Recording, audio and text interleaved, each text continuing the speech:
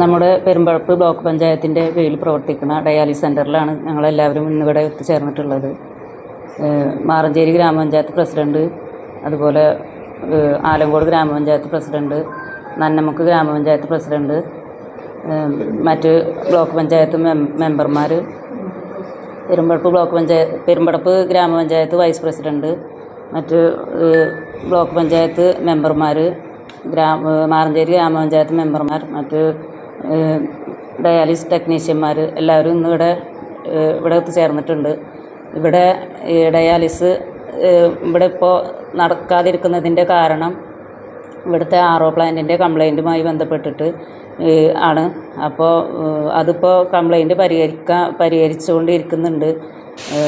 RO ടെക്നീഷ്യന്മാർ വന്നിട്ട് ഇവിടെ അതിൻ്റെ കംപ്ലൈൻറ്റ് നോക്കി, അതുപോലെ വെള്ളത്തിൻ്റെ ടെസ്റ്റ് കാര്യങ്ങളൊക്കെ ചെയ്തിട്ട് ഞങ്ങൾ തുടർന്ന് അതിൻ്റെ കൂടെ തന്നെയാണ് ഞങ്ങളെല്ലാവരും ഉള്ളത്. തിങ്കളാഴ്ചക്കുള്ളിലായിട്ട് തന്നെ തുടങ്ങുന്നതാണ്. ഇവിടുത്തെ ഡയാലിസിസ് ടെക്നീഷ്യനാണ്.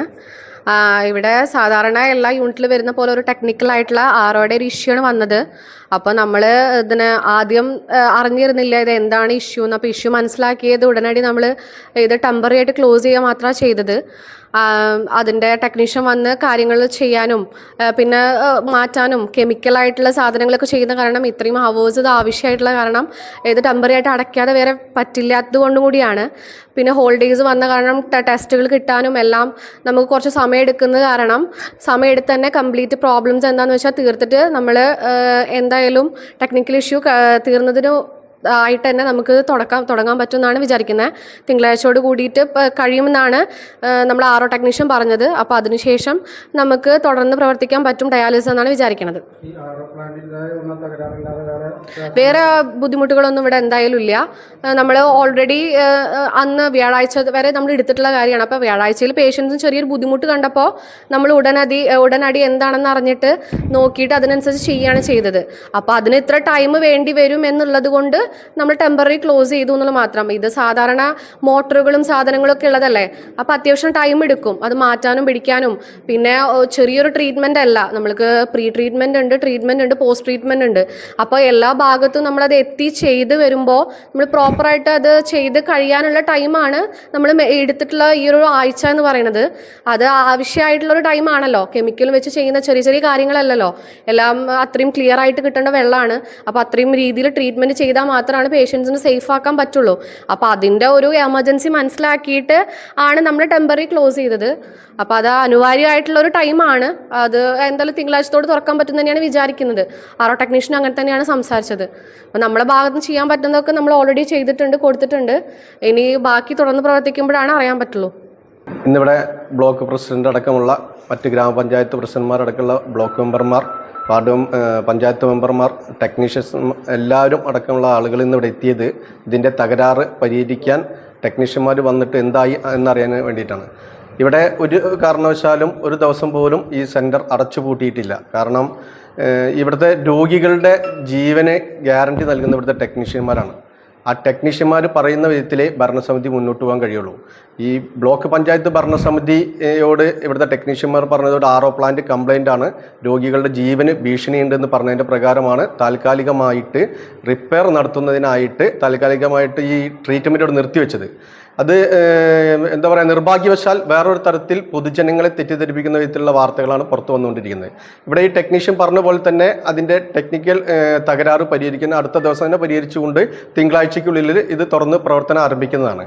അതോടൊപ്പം തന്നെ പറയാനുള്ള കാരണം ഇത്തരത്തിലുള്ള ഈ അപവാദ പ്രചരണങ്ങൾ നടത്തുമ്പോൾ ഇത് നല്ലവരായ ജനങ്ങളുടെ ഫണ്ട് കൊണ്ട് നടന്നു പോകുന്ന ഒരു പദ്ധതിയാണ്, അല്ലെങ്കിൽ ഒരു സെൻ്ററാണ്, ഡയാലിസിസ് സെൻ്ററാണ്. ഇതുകൊണ്ടുണ്ടാകുന്ന ഭവിഷ്യത്ത് എന്താണെന്ന് വെച്ച് കഴിഞ്ഞാൽ ഇത് നമ്മളെ സഹായിക്കുന്ന ആളുകൾ ഇതിൽ നിന്ന് പിന്തിരിയുന്നൊരു ലക്ഷണമാണ് കാണുന്നത്. അതാണ് ഈ അപവാദ പ്രചരണങ്ങളുണ്ടായ ഒരു ഗുണം നാടിനുണ്ടായിട്ടുള്ളത്. തീർച്ചയായും അത് നമ്മുടെ നാട്ടിൽ അനുവദിക്കാൻ പാടുള്ള കാര്യമല്ല. ഇവിടെ ഈ ടെക്നീഷ്യനും ബ്ലോക്ക് പ്രസിഡന്റും പറഞ്ഞ പോലെ തന്നെ തകരാറ് പരിഹരിക്കാനുള്ള ഇന്നലെ വിഷുവായിട്ട് പോലും ഇവിടെ ജീവനക്കാരുണ്ടായിരുന്നു. അവർ അത്രയ്ക്ക് ആത്മാർത്ഥമായിട്ടാണ് ഈ സെന്ററിന് വേണ്ടി പ്രവർത്തിക്കുന്നത്. അവരെ നിരുത്സാഹപ്പെടുത്തുന്ന തരത്തിലുള്ള ഒരു പ്രവർത്തനവും ജനങ്ങളിൽ നിന്ന് ഉണ്ടാവില്ല എന്നാണ് നമ്മൾ പ്രതീക്ഷിക്കുന്നത്.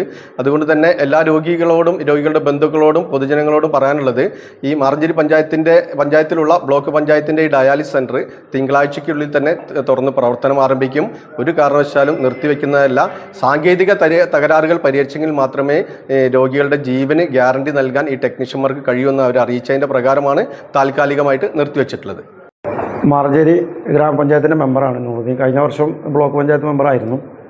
നമ്മൾ നിലവിൽ മാറഞ്ചേരി ഡയാലിസിസ് സെൻ്ററിലാണ് ഇവിടെ ഒരു ഇഷ്യൂവുമായി ബന്ധപ്പെട്ട് ഇത് ക്ലോസ് ചെയ്തു എന്നുള്ള പ്രചരണത്തിൻ്റെ ഭാഗമായിട്ടാണ് ഇന്നിവിടെ ഈ വിഷയവുമായി ബന്ധപ്പെട്ടുള്ളത്.